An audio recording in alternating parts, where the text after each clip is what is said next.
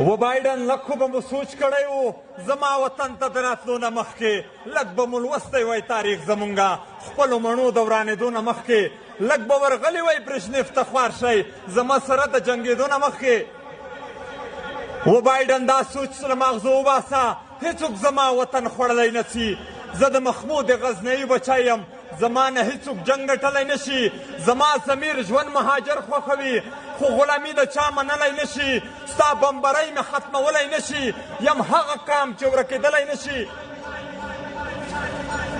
و بایډن څنګه تسلیمي ووایم لا مو په غرونو کې زمریان ژوندي دي لا مو په وینو کې جذبې پرتې دي لا په سنګر مین غازیان ژوندي دي چې خپل نازک بدن ټوټې ټوټې کړي لا خو ژوندي دي فدایان ژوندي دي